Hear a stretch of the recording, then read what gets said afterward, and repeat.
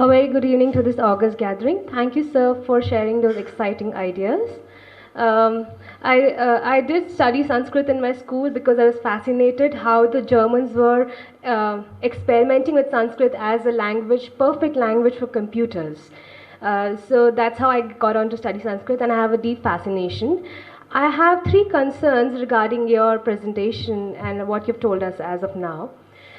Firstly, the approximation of Indian culture to Sanskrit alone, I find it slightly problematic because, as in your previous discourse you've just discussed, that Indian culture was wider than the Sanskrit because there were people speaking Pali, Prakrit. Yes. So we have the Ashokan pillars written in those languages as well. Right. So this is where I made clear that the title is The Battle for Sanskrit, but it is actually Sanskriti. So I'm describing Sanskriti, which Sanskriti means culture, civilization. But then how can you equate it? Because not everybody, like now what do you talk about people in the northeast? They are also part of India, and that is not the Indian culture alone. Like Sanskrit is not the culture there. So how are you? No, wait a second. Are you saying their language is not Sanskrit, which is not an issue with me at all? Or are you saying that their culture is not Indian culture? The second one, you have to become very clear.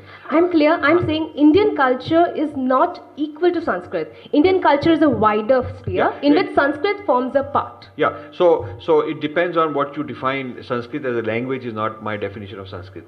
There are certain structures in Sanskrit, certain architectures, certain ways of dance, certain ways of just way of life, which you will find in no matter what the language is, that kind of Sanskriti is being practiced. In Northeast, it is being practiced.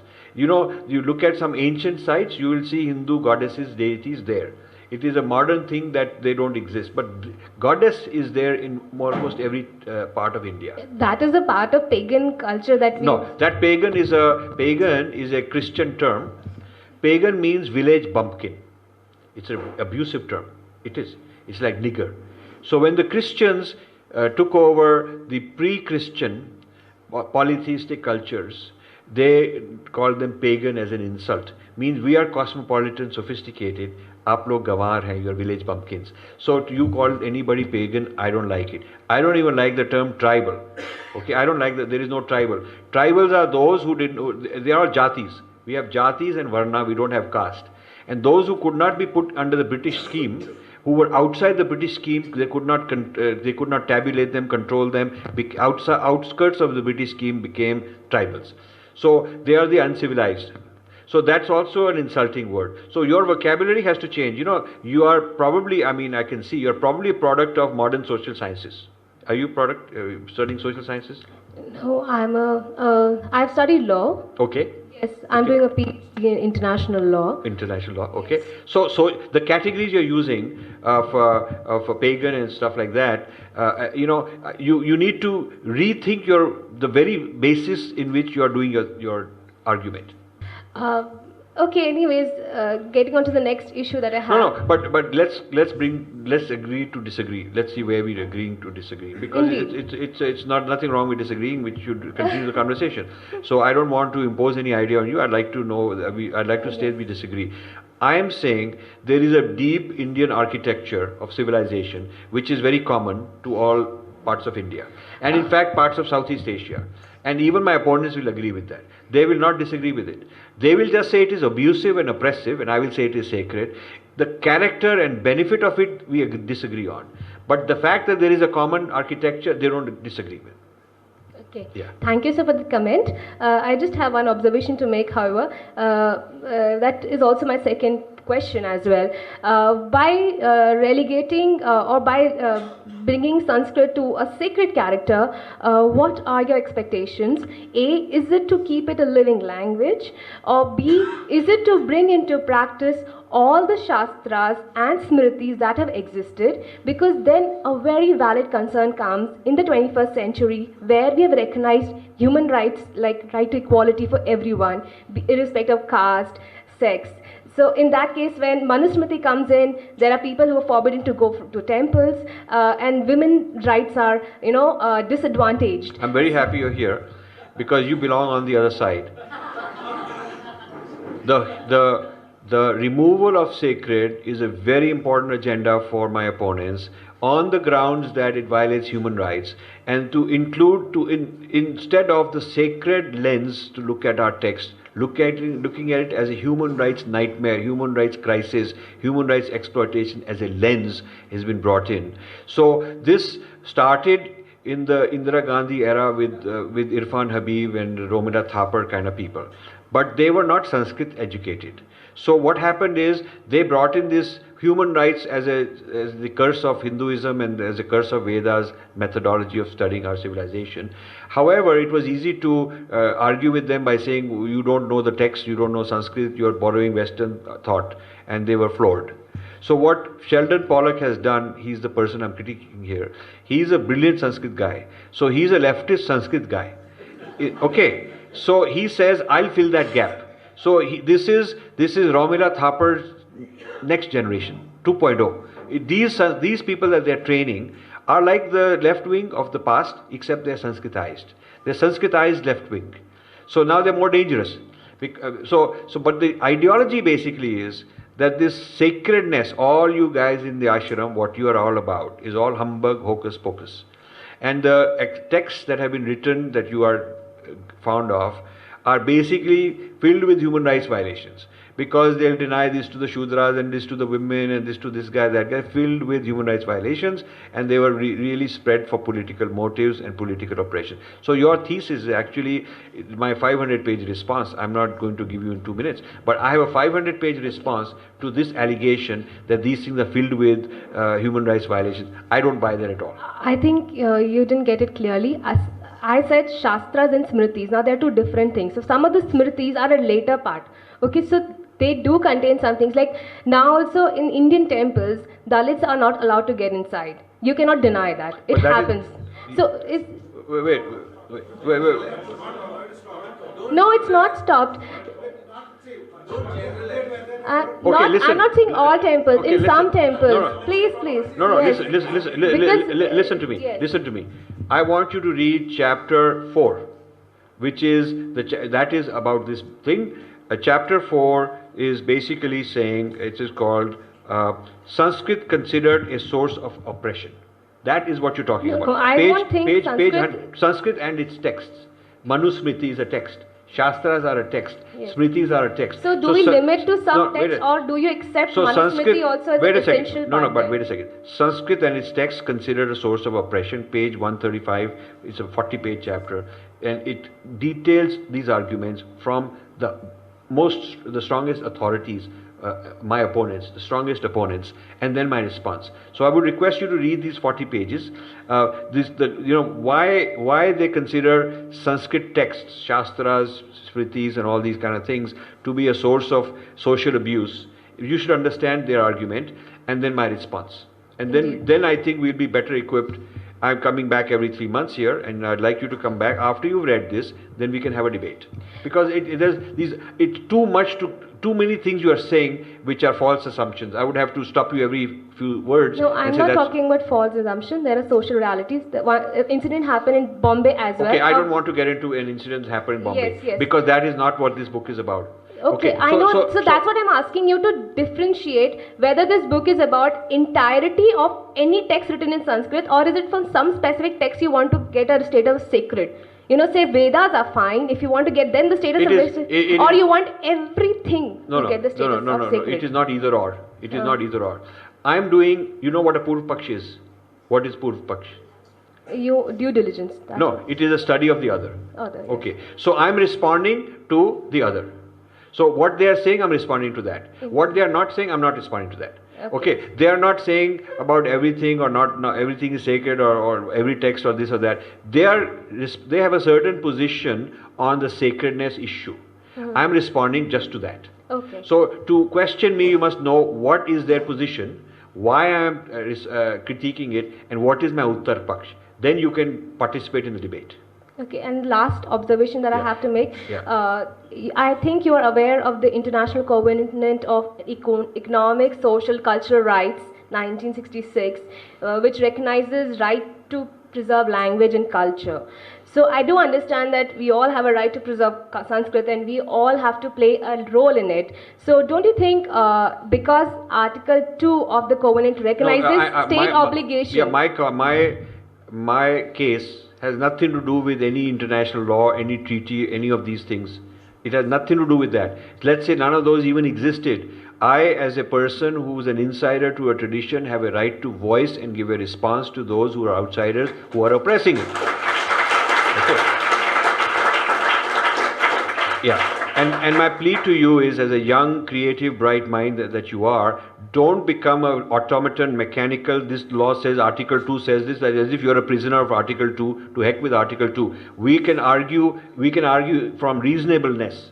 Whether it's a law or not, we can argue from reasonableness. We can change the laws if we think so. So even if there were no law to protect languages, the point is, and all these laws got biases.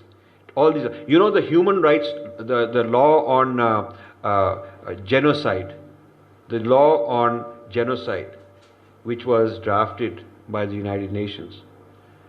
The first draft had a clause which also included cultural genocide. Demolishing a culture would be an act of genocide and criminal. It was removed by the Western countries, and that is not part of the human rights law of genocide, because conversion would be considered an act of genocide under that. So these laws are okay. Forceful conversion is still considered that. If you want, no, I'm saying if you want to talk law and all, we can have a whole session on that. But the reason I said this is, you're taking some sacrosanct law of the 1980s as if that's the ultimate thing. I don't care about those. No, I was just understanding your perspective on whether you think the state should also play its role in advancing Sanskrit. That was where I was coming. I think you just misread me somewhere in the middle and went haywire. No. What I'm saying is. So how do you keep the language alive? No, you could state your question just by saying, should the state have a role? Period. That's your question. Why do you want to bring some law? No law required. Your question is a good question. Should the state play a role in protection of Sanskrit? Now let me tell you, in France, which is one of the most liberal countries, when they give a media license, there is a minimum French content required in order to have a media license in France. And in China, the protection of Mandarin is a national thing. English is a second language, not the mother tongue. Even now they want everybody to be English speaking as a second language. So is the case in Russia and Germany. So is Russia, Germany, Japan. So we are not the only ones that would like to do that. So is it in Iran. Persian language is the mother tongue. So is it in Arabia. We have this English obsession because we are still colonized. We still wanting to become white. Okay. So one of my unpublished books is How the Indians Become White. Okay. There's a book I read which inspired me, How the Irish Became White. And then there's a may I complete? And then a book called How the Jews Became White Folks. So I started reading. White is not color of skin; it is privilege. It is certain lifestyle. So the Irish were not considered white for membership in these labor unions. Because the labor unions were all white labor unions to keep the blacks out. And the Irish, because they were ruled by England, Ireland was a colony of the British. So when these Irish guys would come to America, the Englishmen would not want him in the union, because in the labor union, because he's from a colony. So the Irish were excluded from labor unions, hence they were not classified as white people for legal purposes. And there was a big riot and war and people killed in Philadelphia. All this happened in the 1800s, and then a settlement was reached that from now on we will classify Irish as white people. So this is how the Irish became white. They were not considered white. I give this book to a lot of my Irish friends, and first they get very angry because they think that they are, big shots in the US now. I tell them, you were not white until 150 years ago. And then there's a book called How the Jews Became White Folks. Until the early 1900s, Karen Brotkin wrote the book, the anthropologist at UCLA. Until the early 1900s, Jews were classified as people of color for immigration purposes. So now, how they are becoming white, they are becoming white like that. Now Hispanics are fighting as to whether we want to be white or not white, because there are two kinds of people. And it has to do with language. The preservation of Spanish and the lobby that it should be a second language on par with English is for the Hispanic identity. That is what it is. And those who don't want to be classified as a separate ethnicity are becoming white, and you just see them, they're just like white people. It's not about skin color. So Indians becoming white is more complex than all of these. Because not only Indians become white, not only the skin color kind of business, but there is an intellectual whiteness. Indians want to become like the liberal white. They're reading a certain kind of very lofty kind of writer that nobody has heard about, and because he can pronounce some very complicated word, he's become a little more white than the other person. And his single malt is 18 years, and your single malt is only 15 years, and so he's a little bit more white, and he knows some aesthetics. It's all about white aesthetics in language, and you see it in the Jaipur Literary Festival. That is how you're becoming white. Okay. So what I'm trying to tell you is that preservation of native culture, spiritual traditions, languages, dance, drama, ethnicity, all of this way of life is our right. It is not something some treaty has to give us, and we have to argue based on Article 2 of that treaty whether we're allowed to do this. I don't buy that. I have a right to assert my identity as my right, and all I'm doing is arguing. They can reject it. I'm not imposing on anybody. All I'm doing here, I'm not reusing any state machinery. I'm saying I want to create a group, a home team of intellectual scholars who are traditional intellectual scholars who can go to international forums and debate and give answers, talk right back to the outsiders. That's all I'm trying to do. And so I don't want to be dragged into anything more than that. Okay, I get your point. I understand. And also, yes, I do appreciate that we have to obviously preserve our language, our culture. That's how I started also my note. Also, in support of what you said, the white, how we all are turning white. One thing which I've noticed now is that if anyone applies for a job application, if you have any degree from abroad, be it a diploma also, you get an edge even if you're from the best college in India. Yes. Somewhere that happens. And also there is a kind of post-colonialism which is happening now, wherein these big brands like say Marks and Spencer, Benetton, they come and open their factory outlets here with minimum rights. Like they do not give those same wages and living conditions to workers, in the instance wherein buildings have collapsed in Bangladesh. Like they exploit our workers to sell those products back to us at an exorbitant rate. So something which happened during the 1600s. Bright. What is your name? Shivika, I'm very happy that you're here, and you're certainly a very bright person in human rights kind of a law, I can tell, and that's an important thing. I think what my suggestion to you is read this, and maybe it'll give you some references to an Indian idea of human rights.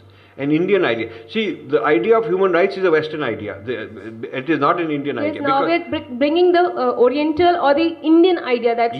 Because we have nature has rights. The environmentalist movement is not giving nature its rights. It's just saying it is a raw material, and the reason I want to preserve is I may run out of raw material. I'll tell you a very interesting incident. There's a tree in the US which has right to land. It was a case fought by environmental lawyers, and there is a 5-mile patch, not a 5-mile, 5-meter patch that the tree has around it. It owns it now because it was being cut down. So the environmental lawyers won that case. So something in that context we are trying to work here as well. I really appreciate it. It is not a US innovation. Yes. The right of a tree is not a US innovation. It is not. Nature's right is built into our structure. Very true. Nature is sacred, has rights. Yes. Okay. Over there, God made the world as property for man. You know that. Even woman was property for man for quite a long time. Only recently it got changed. And it was not clear that whether blacks have a soul. It was a huge argument in the church, do they have soul or not? Yes. Animals don't. And there was even a debate on whether women have a soul in the church. There was a debate hundreds of years ago. We never had these problems. Even little chinti has Atman. Okay? And this nature is sacred. It is not because nature is my property, I must protect it, and because my property will lose value. It's not that. Whereas environmental movement is don't spoil the water because the fishing industry will be hurt. Okay, and don't deplete the energy because the energy price will go up. It is an economic self-interest of human beings for which nature has to be preserved. We have a different view. We say that nature has its own rights. It is nature's rights, it's not our right to own nature. Different view. I'll just make a last comment and make a link because we can have a lengthy discussion on this. Yes, we should have one. Yes. Supporting your natural rights theory, wherein we derive rights from nature and everything derives rights from nature, from the state of being. When the invaders came, the Spanish and the English invaders came, they were in a fix to deal with people like us because the Bible did not mention our lands. So they were in a fix that time because everything was doctrinated in Bible. And so they had to look back to natural thinkers like Grotius, Hugo, to understand how to deal with people, and to deal with indigenous people, though they still made a mess out of it. But yes, we have to ultimately look at nature. That's what I feel. And so I have a submission to make that in Sanskrit also, in Shastras wherein the nature is not being respected, I feel that portion need not be sacred. No. We have every right to amend, modify, debate, reinterpret that was my only concern throughout the whole discussion. No, sacred doesn't mean that we don't reinterpret, that we don't challenge. We have had many revolutions. Sacred is not history. You have to read a book of mine called Being Different, where I describe the spirit. The dharma is not religion. And what you are arguing, your view of sacred is as per religion. And religion is historically determined, fixed. Yes. The God stopped sending prophets and he has got a do not disturb sign. He is not accessible. And so what was written historically is all we know. In our case, new spiritual masters keep coming, and you are Satchitanand. You have the same potential as the highest being in the cosmos. You can achieve that. Every human being has that. So we are not history-centric. Therefore, the sacredness is not sort of fixed and that cannot be challenged and questioned and superseded. We have to do that. So sacredness is not that this thing is sort of that there is a blasphemy law. It's nothing like that. Okay. So I'm glad that you are a fiery person and you'll be a good leader, including in the sacred dimension. Just do not think of religion. Think of the dharma as a sacred. I wanted to clarify what was your interpretation. Now I got it now at the end. Yes. Wonderful. Thank you so much. See, I like young people to come and challenge. It's a lot of fun. But one point you mentioned, when the Spaniards and the Portuguese, these guys discovered the native lands, I'll tell you, they all wanted to own the land. So they wanted to claim, but they have an obsession to look like they're moral. They want to kill, but there have to be a moral reason. So they had to figure out what to do with these Native Americans, natives. So it was decided, therefore a huge debate started on do they have souls or not, do they count. And then the church issued an edict called the Doctrine of Christian Discovery, which means discovery happens when a Christian discovers it. This is why America was discovered in 1492 by Columbus, as though the natives who lived there for 20,000 years never discovered it. This is amazing. You see, this is called, just search Doctrine of Christian Discovery. You will see that there was these doctrine issued by the Pope. And these doctrines were called bull. They're like fatwas. And I don't know why bull, maybe it was bullshit or something. Yeah. Maybe they call that. But this is called the papal bull, which means Pope has issued this bull. And it has authority, final authority, saying that when somebody who's a Christian discovers a land and declares that he's discovered it in the name of Jesus Christ and that, it becomes the property of the particular empire. Because whether it's Spanish, Portugal, they ultimately report it to the Vatican. So this is the history of how they treated the natives.